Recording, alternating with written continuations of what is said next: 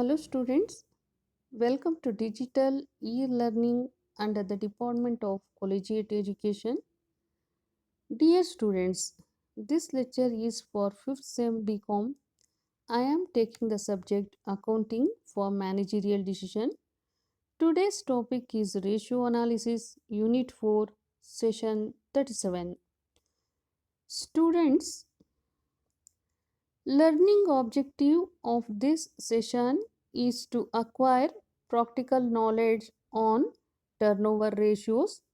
Session outcome is that turnover ratios provide practical knowledge to the students to check the efficiency of the company, that how it uses its assets and the liabilities to earn revenue. Let us try to understand the introduction of this session. A turnover ratio represents the amount of assets and liabilities that a company replaces in relation to its sales.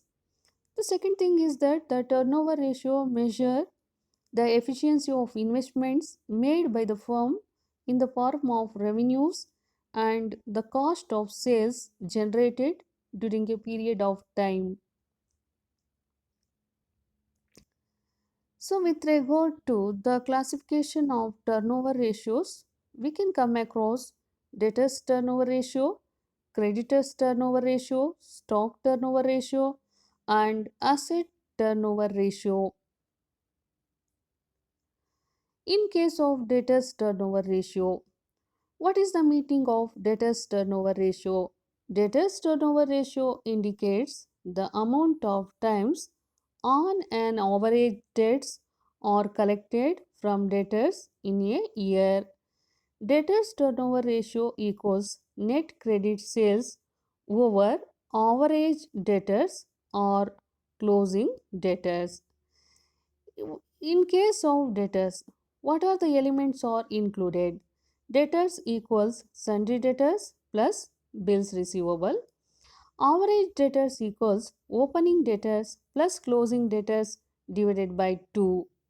Note, a high debtors turnover ratio reflects short collection period and indicates that debtors are prompt in their payment. Let us try to understand the meaning of debt collection period. The debt collection period indicates the average number of days that the firm has to wait for collecting the money after goods is sold on credit. So, debt collection period can be calculated by using the formula, that is average debtors or debtors over net credit sales into 365 days. In case of creditors turnover ratio, the purpose of this ratio is to know the speed with which payments are made to the creditor. Creditors turnover ratio equals net credit purchases over average creditors or closing creditors. Creditors equals sundry creditors plus bills payable. Average creditors equals opening creditors plus closing creditors divided by 2. In case of debt payment period, let us try to understand the meaning of debt payment period. This ratio indicates the number of days that the firm can postpone and an average its payment to the creditor. Debt payment period equals average creditors or creditors over net credit purchases into 365 days. Stock turnover ratio. Let us try to understand the meaning of stock turnover ratio. The purpose of this ratio is to show the number of times the stock of a firm rotated or turned over into sales.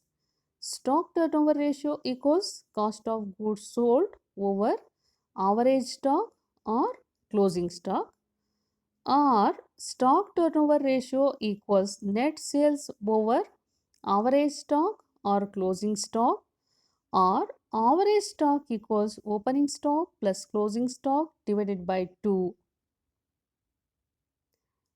Next one, total asset turnover ratio.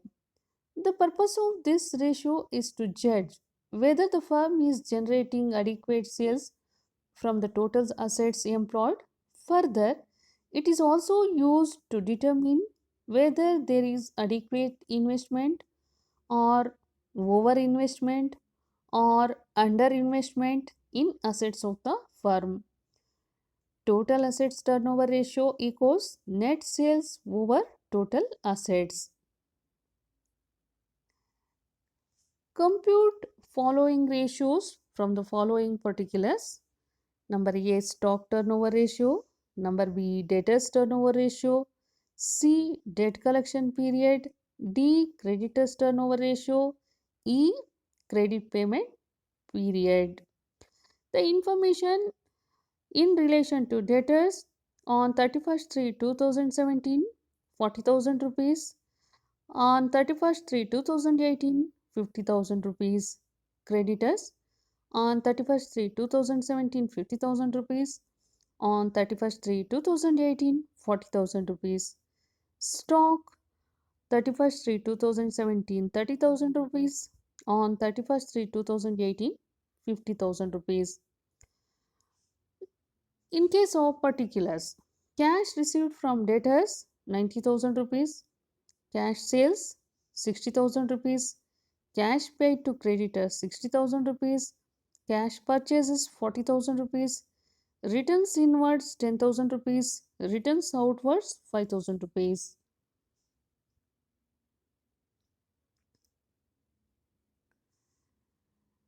So we have to open total debtors account. In case of total debtors account, to balance brought down 40,000 rupees, to credit sale, that is balancing figure, it amounts 1,20,000 rupees. In case of credit side, by returns inwards 10,000 rupees, by cash account 90,000 rupees, by balance carried down 50,000 rupees. So the difference amount is, it amounts credit sales, that is balancing figure 1,10,000 rupees. Net credit sales. Net credit sales can be obtained using the equation credit sales minus returns inwards. In this problem, credit sales is 1,10,000 rupees, returns inwards is 10,000 rupees. So we have to deduct 10,000 rupees from 1,10,000, it amounts 1,00,000 rupees. So with the help of this information, we can easily calculate debtor turnover ratio by using the equation net credit sales over average debtors or closing debtors. So in this stage, we can calculate average debtors.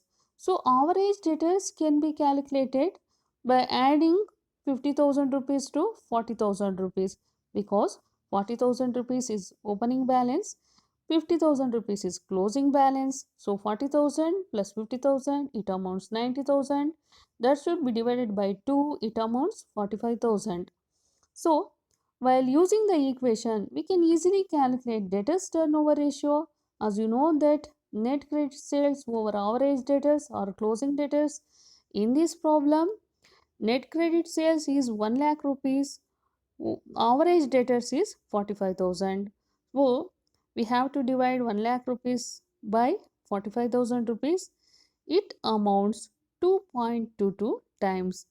Let us try to calculate debt collection period by using the equation such as average debtors or debtors by net credit sales into 365 days. So in this problem, average debtors is 45,000 rupees, net credit sales is 1,00,000 rupees into 365 days.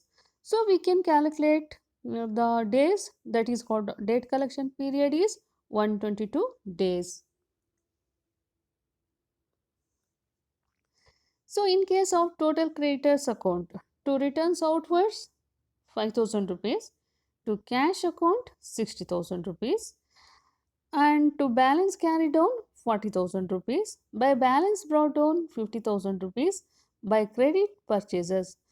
By credit purchases means this is the balancing figure, it amounts 55,000 rupees. So, with the help of this total creditors account, it is possible to calculate net credit purchases. Net credit purchases equals credit purchases minus return outwards. Credit purchases here is 55,000 rupees. Return outwards is 5,000 rupees. So 55,000 minus 5,000, it amounts 50,000 rupees. Put zero.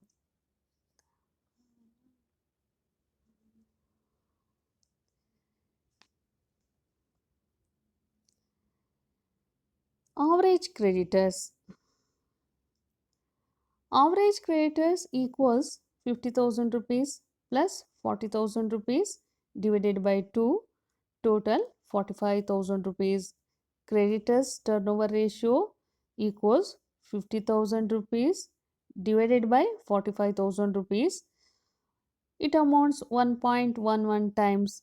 Next one is debt payment period. Debt payment period can be calculated by using the equations such as average creditors or creditors over net credit purchases into 365 days.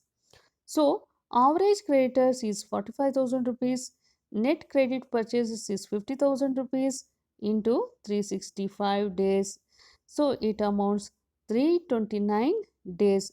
Again, we have to focus on total creditors account.